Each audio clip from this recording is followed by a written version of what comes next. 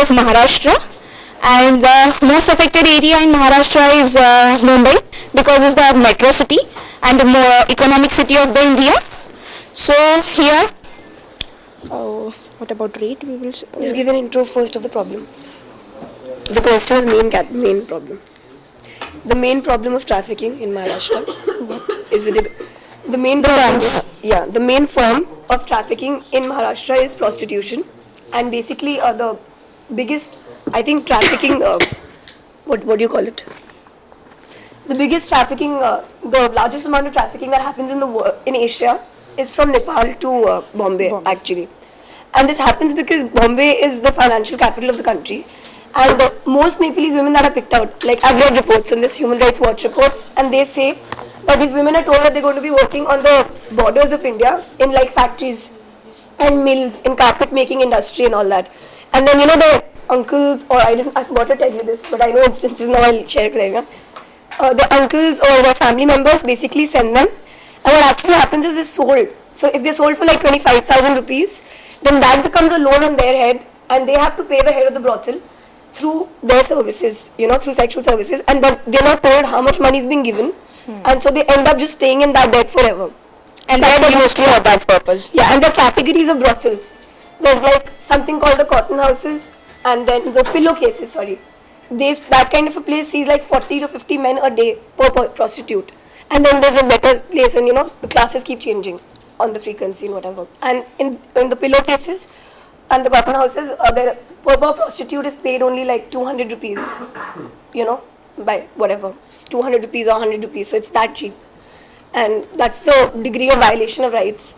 So what was the second question? Second question was what legal strategies would you use for to curb trafficking? Yeah. The next the legal strategies would be either actually the sex workers will be of two kinds.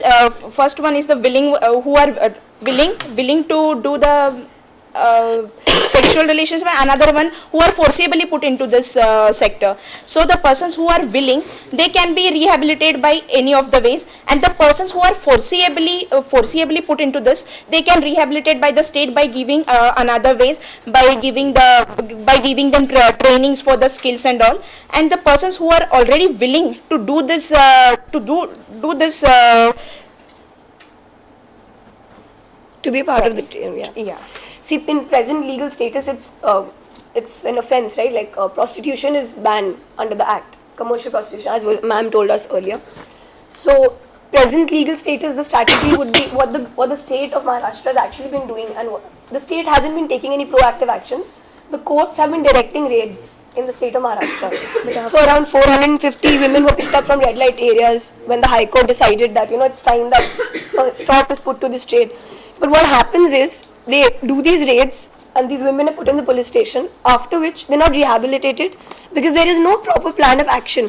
So what we think is that in the non-legal strategies, we thought that the NGOs and the civil society could actually mobilize the other human rights institutions and create pressure on the state to legalize prostitution as sex work, like as sex workers, so that they can form their own unions. And these women can actually, if they want to continue working, if they're victims of trafficking, then they can, be rehabilitated, or they can be sent back to the country. So whatever has to be done for them, and their rights should be protected. But an alternative should be there. And once it's legalized and regulated, they'll have more rights, and it'll be easier to track the whole thing. Instead of just conducting random raids. And then what collaborative processes would you use to organize against trafficking? This sex is worker unions. Yeah, sex worker unions and everything. And we can take a help from NGOs to just get off the trade unions and to recognize the prostitution. That's it. Other than that, the challenges that we anticipate is obviously the strong stigma type. First of all, I think, the challenges is the strong stigma that's attached to prostitution. So, these... By creating awareness through NGOs, through the help of NGOs and the civil societies, we can even handle this one. So it'll be easier to find out how many of them are trafficked once you can actually enter those places and people help you, and the stigma of the thing attached to prostitution is removed. That can only happen when you educate other people in the society and also create more awareness amongst the prostitutes when they're being rehabilitated, so that they don't go back into Back the into system it. in case they don't want to or whatever, until unless it's legalized later on. And even also the states yeah. Thanks, must be- Yes, even the state can fulfill the need, whatever for the which need they are into this force, into this sector. So if the state will rehabilitate with their need, if they are due to money wise, if they are inside this sector, they can provide that financial assistance or anything, whatever they are for this reason. Yeah. That's it. Thank you. Thank you. Okay, another group. Whoever wants to come up, come up. Okay, West Bengal. Did somebody get West Bengal?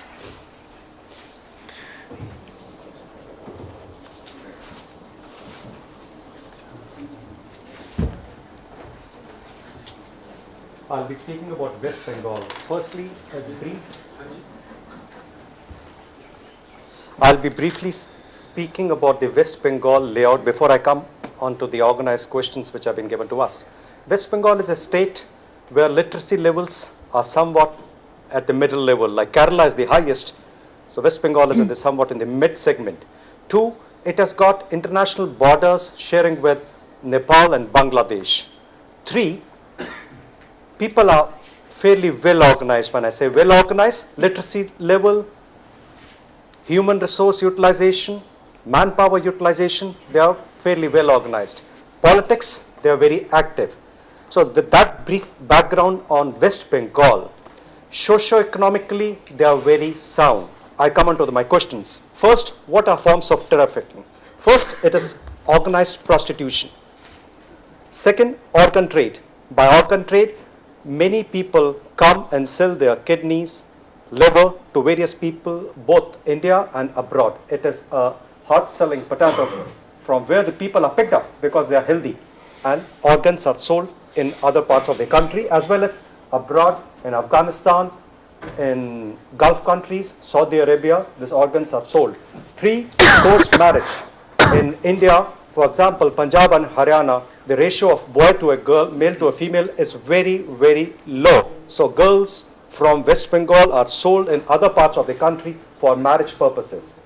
4, bonded labor. As we have discussed, bonded labor is very prevalent.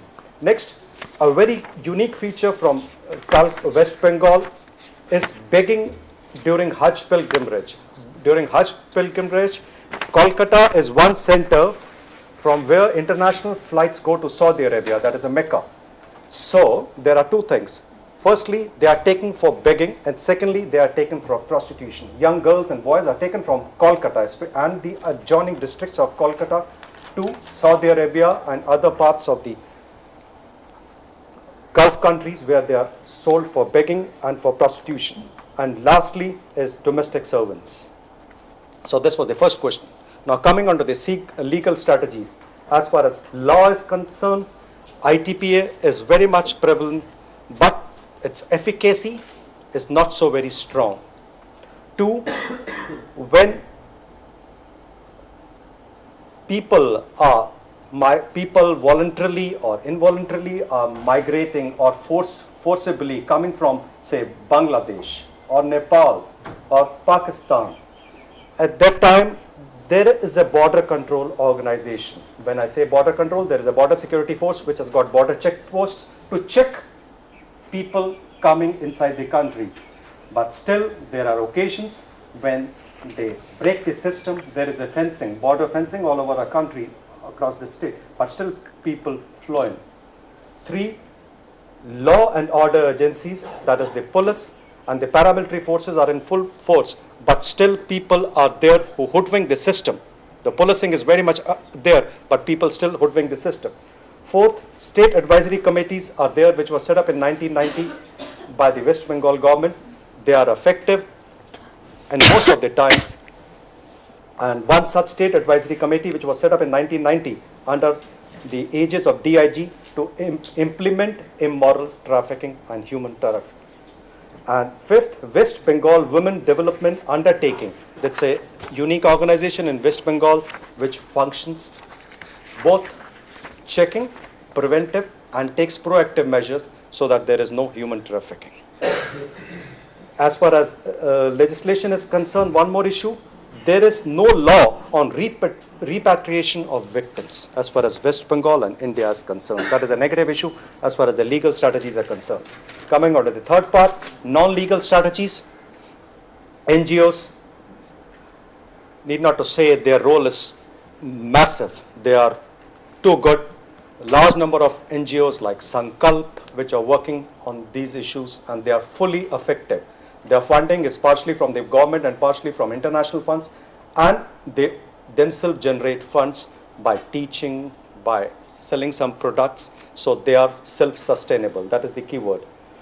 Now, there are schools in districts which are set up by government as well as by NGOs, both for especially victim people and the children of sex workers. So that was a different initiative set up by them.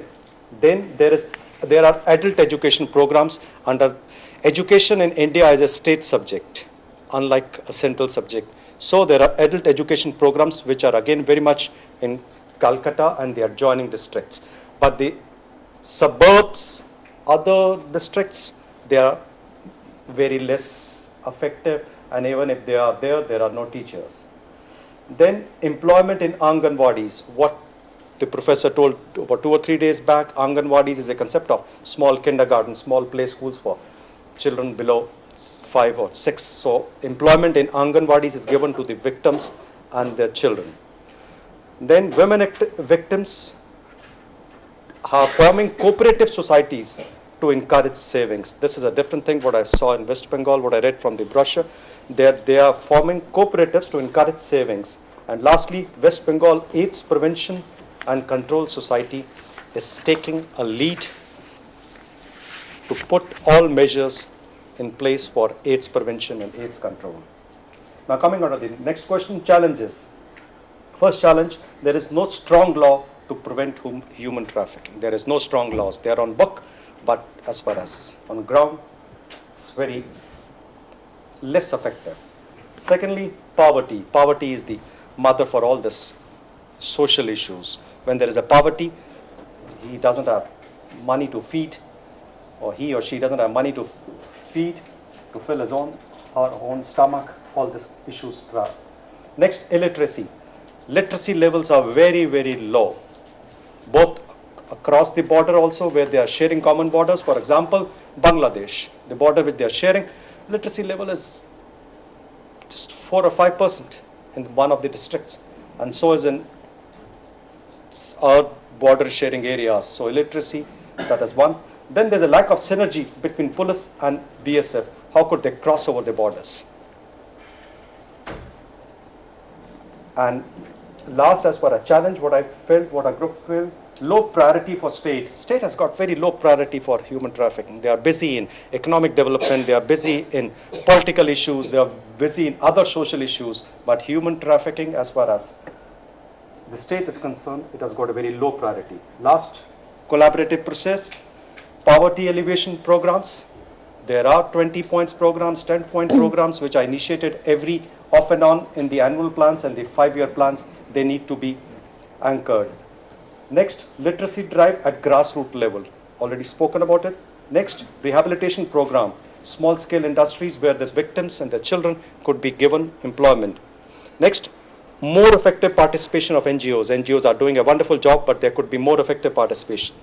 Next, earmarking funds at the state and the center level for rehabilitation program. That is at the state level. In India, central budget is allotted, so more funds could be earmarked for them. And lastly, community participation. If the community participation, all these voices will go off. That's all. Thank you. Okay, Bahar. Oh, yes. Do you have a-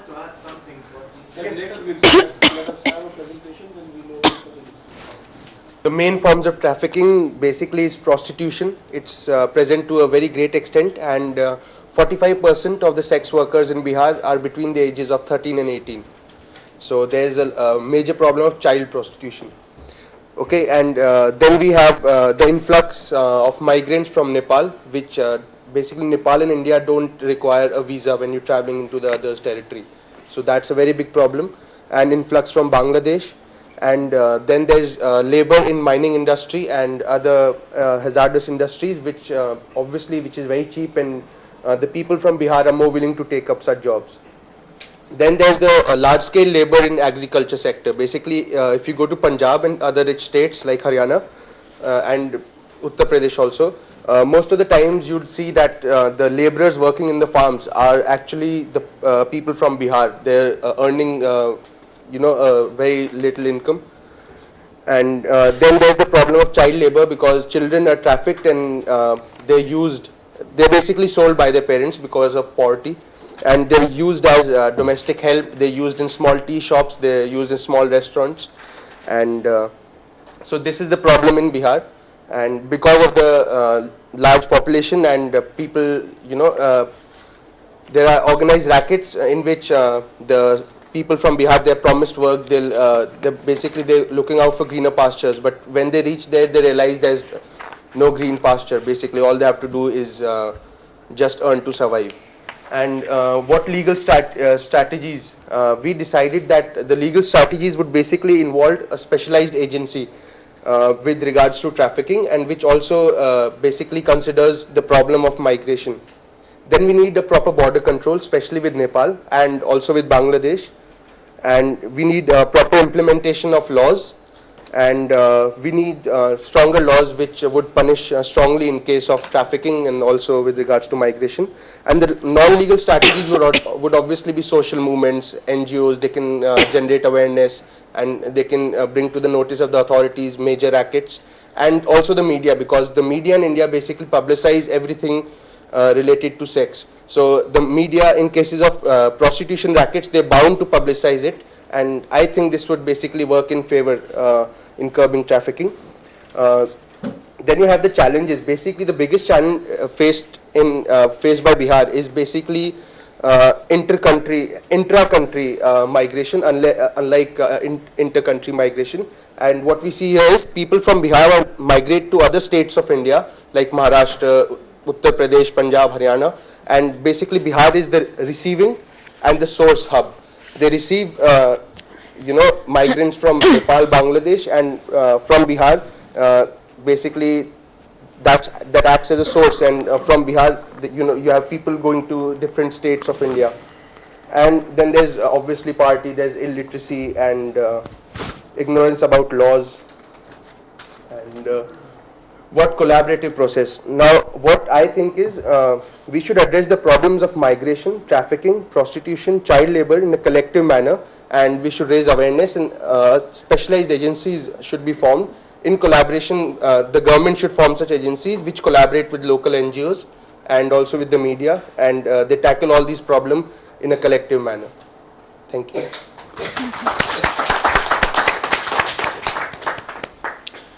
Okay, who else is out there? I don't know. Yes.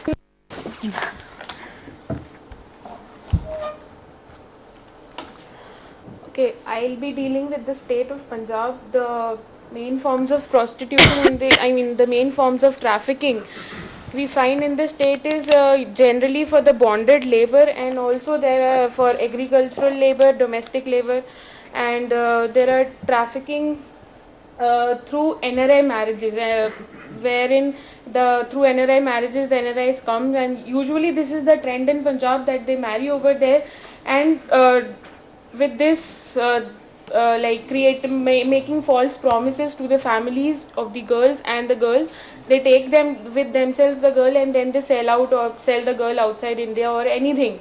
The people behind the family of the girl are not even connected towards it, they do not know about it.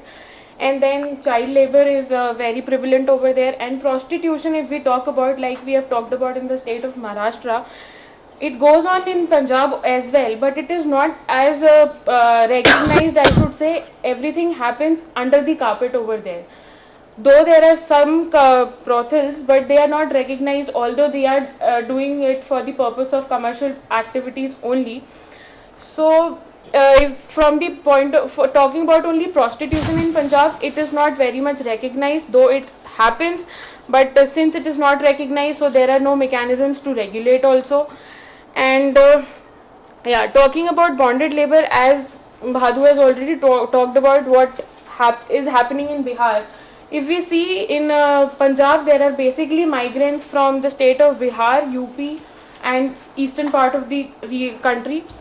They come over there and they have to be engaged into such kind of like agricultural purposes or domestic labor, and they work in hotels and restaurants generally, and all this is generally because of the illiteracy level and the economic status of the state of UP and Bihar, because they are not very well off. And if they come over here in Punjab, since the state is quite well off, so they get opportunities to work. So many a times they are deported coercively, and also many of the times they come on their own to find work opportunities over here, because they have, like, the Punjab is a very flourishing state. And then if we notice over here is basically what is going on is again interstate trafficking is going on, because there are not much migrants from outside the country. In the country only, if we from different parts of the country, from other states, people are trafficked in Punjab.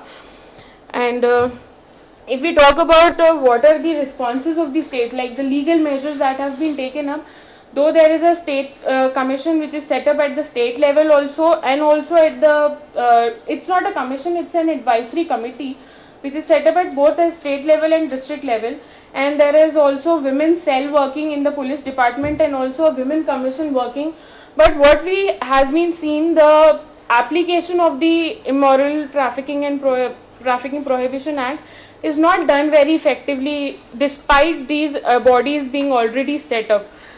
And then talking about, and this report also mentions that there is no plan of action or policy which has been taken by this committee to tackle all these problems. So it shows that how ineffectively they are working, and simply established for the purpose of maybe just taking money and nothing else. And then if we talk about the non-legal measures, that there is a very prominent NGO, SOS Children's Village. They are working at Rajpura. There is a small place in Punjab. They have this system of villages. They set up villages, that is kind of community living. They gather people who are vulnerable. They take mothers, they take children who are deprived of everything, and they just pick up people from even the roadsides and everything. And what the system they are following in this NGO is that they make a village sort of thing, wherein they make families. They divide all these people into families, and there is one mother or maybe two like ladies who are heading the families. They take care of the children, and various the children are divided according to the age groups. Like there are infants in the same family. There are children above till the age of 6, or even like a higher age. And then accordingly they are divided, like what part of the child group will go and work. They have been given separate activities according to their age group and everything. This is the way this organization is promoting the community living over there and facilitating all these deprived people to some extent. Rather, I would say to a large extent, because I don't find any other prominent organization working in this regard. And also I've already mentioned that state committees and commissions are not very effective. And what our group thought about the collaborative processes and etc. can be, like, first of all, since the state organizations and the committees are not working, so more encouragement should be given to the such organizations like SOS and other organizations who are working in other parts of the country. They should be established over there also, and that too in collaboration with the state organizations and the committees, so that even they can start functioning and they have a legal backup with them together. And another thing regarding NRI marriages and prostitution and trafficking through NRI marriages, what can be done is that I feel, and the group also felt, that should be a body established which is specifically devoted with the function to check the background of the person, of the parties of the NRI marriages, as in where the groom is coming from, what the facts that he has portrayed towards the family, whether they are right or not. Because what happens, the people, they have got this mentality when they have a NRI groom approaching them, they just get too happy about it, and they do not have the powers to inquire about him when his roots are in some other country.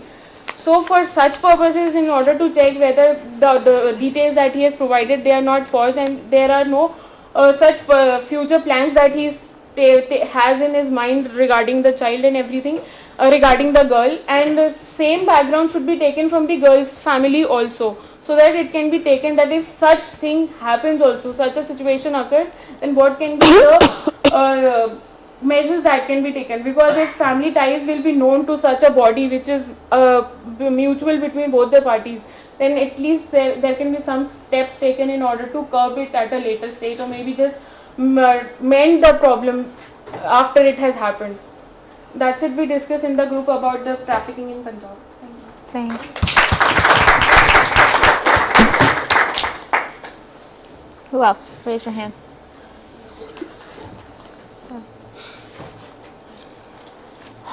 A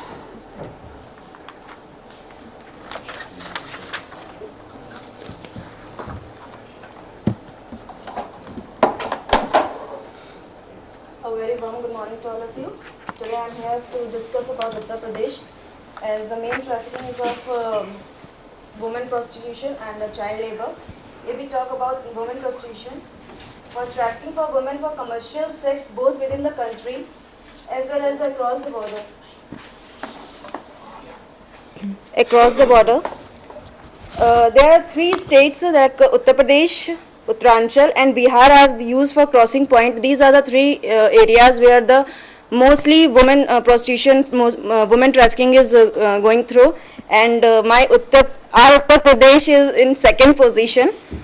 61% of sex workers in the 5 towns are from Nepal, while 1% is from Bangladesh. India, while 7% of Indian women in the flesh trade go to Nepal. In UP, the mostly women's trafficking from the other state, because UP, the population of men is more than the women, so they just trafficking the women from the other state. And mainly in Kanpur, I want to say that there is a place, red light area. Just from my house, it is 3 kilometers away, that the area is there where the women are doing the prostitutions. So, few committees like NAT, Bedia, Kolta, Kashmira, etc. traditionally engaged in commercial sexual activities, and girls from these communities are spread in the red light areas all over the country.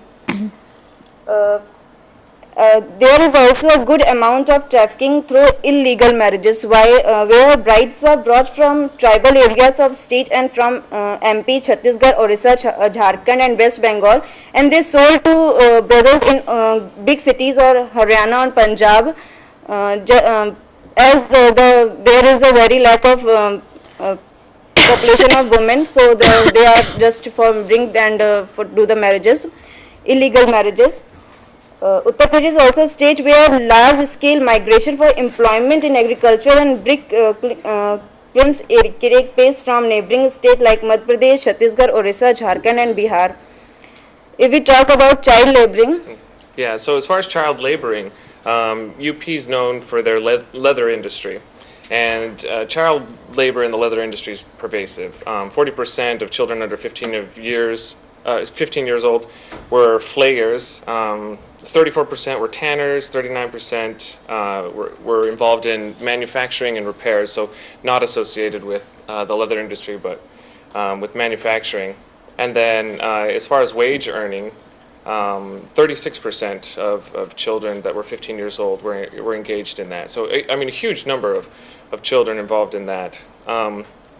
Children were also involved in manufacturing in steel mills, is what we learned in our group discussion from some of the local Indians, and as well as agriculture and the glass and bangle industry, which I thought was interesting. 1/4 of the workforce are children, so that's children under 14 years old. That's 50,000 children are involved in that under the age of 14. So that's a huge number there as well. As far as some of these legal strategies, I do want to mention also the carpet industry was another industry where child laborers were used, and they estimate that around 15,000 child workers were involved in the carpet industry under 15 years of age. So that was another big one as well. There is one thing I want to add, that recently a survey was done by the people to the widows, that in Vrindavan by government of West Bengal, which revealed the trafficking of women from West Bengal and sexual exploitation of these Sevadas, both for commercial purpose and by religious heads and tourists. It's a very famous case of Asharam Bapu, that 2 children are there in his ashram, and they are kept for the education, but for not giving the education, they are just taking a child labor from them, and at the river side they has been killed by the pupil, and the reason what is behind it, no one knows. So as far as some of our legal strategies to curb the trafficking, in our area, we thought that forming an advisory committee, NGOs under Section 13.2 of the ITPA, as well as forming some task forces for high risk and red light areas, enforcing the national plan of action so that they send, so that they actually file and send their union reports, because they say that in the last 6 years, not a single one has even been filed. We also believe that greater border control is important, and then social movements to bring these issues to light. I guess that's more of a non-legal strategy, so I kind of clumped those together. But yeah, greater border control and social movements. The use of media, as was discussed in another presentation. So.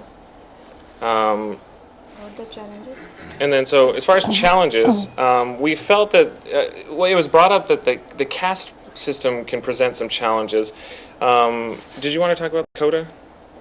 There is a place, Kota we call, where the girls came from and do the prostitution. It is a place of Kota, we call it. There's a engaged as a caste base.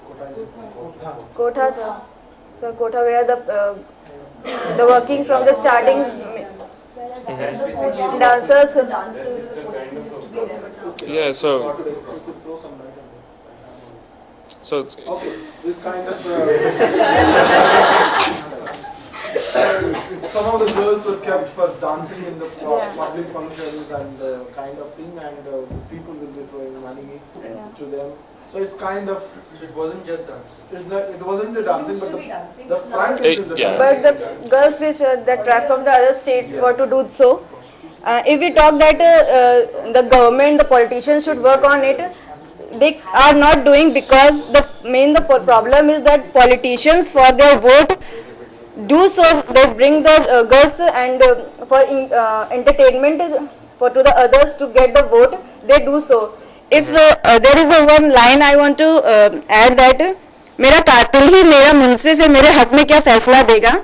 It means that politicians who are there for us to do the things for us and just stop these type of trafficking, they are for voting itself, they want to do so, because if they do so, they get the voting for them. If you read at least 2 days back the paper, I think I have the cutting with me, the 3 or 4 government officials were suspended by the UP government for having these kind of dances for their functions. And it's similar phenomena you could see in the southern part, particularly in Andhra Pradesh, and the name of the religion. I'm not talking Devadashini system, this is a different system. Usually the temples, like the churches, are having feast for the Americans. You know that each church will have a feast. Like that in India, in Andhra Pradesh, some of the temples have a festival called Jatras. So in the daytime they go to the temple, pray, everything, and the evening time is for the entertainment. And the entertainment, there would be a huge stages will be erected based on the party lines from Congress, BJP, Telugu Desam. Each one will have their own stages, and they bring the women to dance. And obviously the dances are vulgar, and sometimes half naked, goes so many. So the police has to really crack down on that and really stand there and see how they are dancing. So it's kind of trafficking. Yes. I just wanted to quickly say that in the US, at our temples, for our festivals, we also have girls dancing, but they're very well taken care of. They're just daughters who love to dance. So I don't want people to think that Indian dancers are all That dance is a classic dance. No, but This that's is why this is. vulgar dances, item song dance.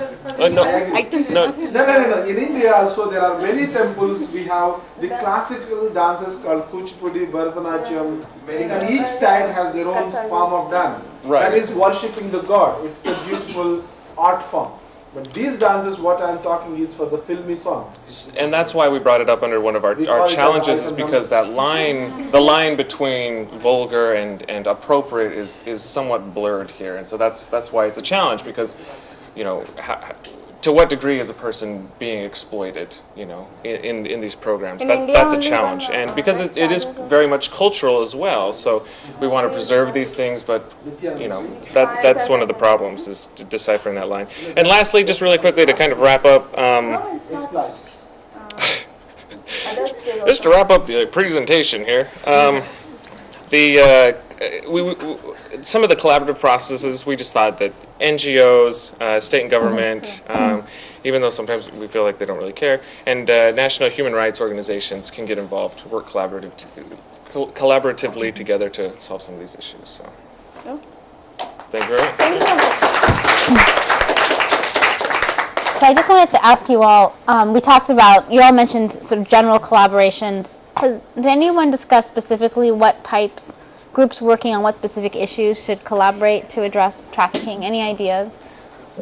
Like specifically, if you were going to work with NGOs, which NGOs would you reach out to? And I don't mean by name, but I mean by the type of issues they work on. Yeah. I mean, we just barely sort of began to touch on it, but I think if you have NGOs that can be involved in the rehabilitation side of things, if they could work cooperatively with, you know, actually it could be twofold. One would be the NGOs that would actually bring cases to the knowledge of the authorities that they could prosecute or to, you know, rescue whoever's been trafficked, and then on the backside, then being involved in the rehabilitation part, safe homes, different ways to do things like that. Okay. I have a question. Yeah. Because most of the groups are pressing on NGOs.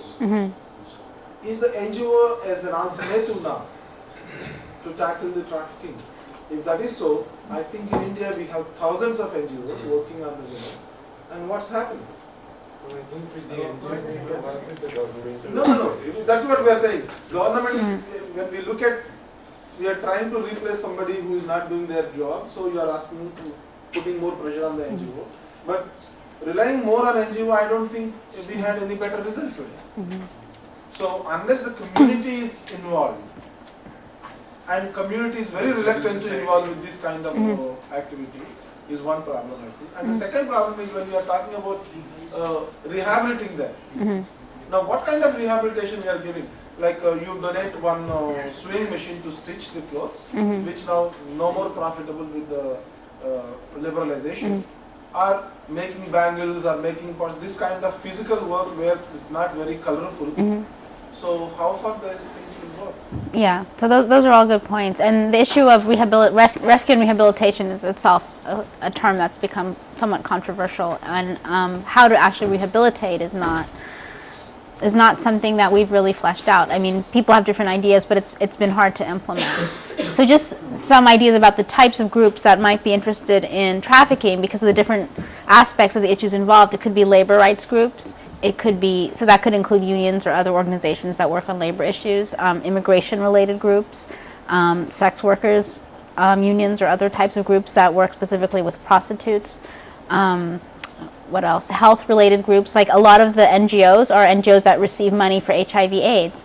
And remember, one of our speakers had mentioned that even though that's not the biggest health issue in India, that's where the funding is, and that also is part of the reason why trafficking work focuses on sex trafficking, is because there's so much funding for HIV/AIDS, and fighting sex trafficking is seen as a way to fight HIV/AIDS. So all of these donor goals are part of what shapes our strategies to combat trafficking, right? Okay, so I'm just going to speak. Yes. Go ahead. I would like to add something Okay. about my colleague who presented for West Bengal. Yes. And when he said that there is some kind of the practitioner I would like to add that actually it is not that easy for anybody actually to enter to that specific city in Saudi Arabia, because it is related to the holy practicing of Hajj for Muslims, and even that there is some kind of the restrictions rules was governed to rules of people in Mecca itself. But I agree with him that there is some kinds of the organized prostitution was using there in Saudi Arabia in different cities except of Mecca itself. Actually, that is I have a disagreement for that, because actually I went to Mecca and I went to Saudi Arabia. I'm living in Gulf area. But on the other hand, there is a very organized of the prostitutions for not only for the West Bengal girls, actually for the difference of the Indian people, Indian families, poor people, whom they are located in West Bengal and any other states like Uttar Pradesh, like Haryana itself also, and others. But that is one point. Another point, what I would like to tell you, that unfortunately, that the Indian embassy has no any concern to look at the suffering of the Indian people whom they are working in that places. There are many kinds of the complaints was coming. I am living in Kuwait, and many of the Indian girls are working there as a domestic servants, and there are many kinds of the complaints for the sexual abusements from Kuwaiti families, many of them. Okay,